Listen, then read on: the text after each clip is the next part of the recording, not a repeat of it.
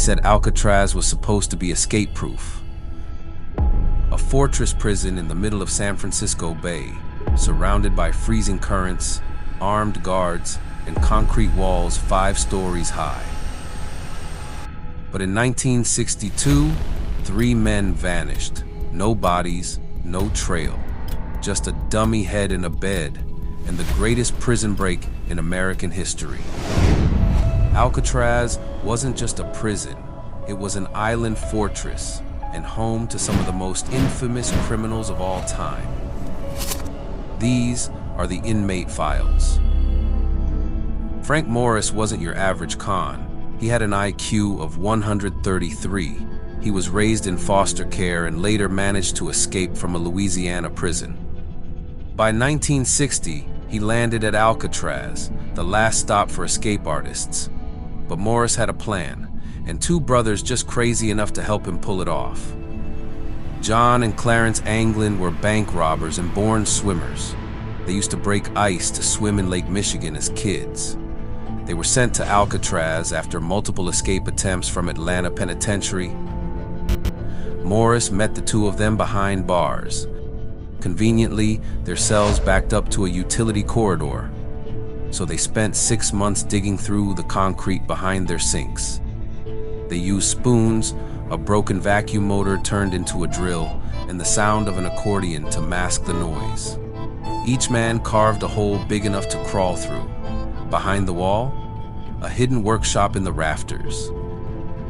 There, they managed to build a whole life raft and paddles out of 50 stolen raincoats. They also made dummy heads that they used as decoys. They were painted, hair-glued, and creepy as hell. June 11th, 1962. Lights out. The guards checked the cells. All 3 men appeared to be asleep, but the bodies in the beds, fakes. Morris and the Anglins had slipped out, climbed the prison pipes, made it to the roof, then rappelled down a vent shaft into the dark. They scaled 2 fences, crept to the water's edge, inflated the raft with a stolen concertina, and launched into the freezing bay, and paddled off.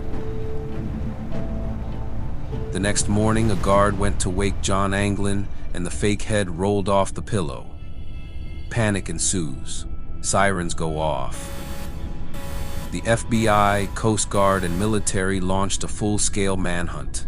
They found a paddle, a waterproof bag of family photos, and part of the raft. But the men were never seen again.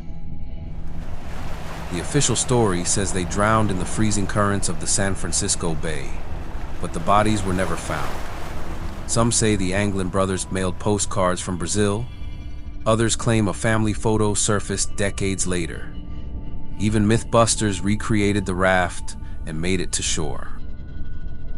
Still, the FBI closed the case in '79, but the U.S. Marshals, they never gave up. To this day, Frank Morris and the Anglin brothers are wanted men.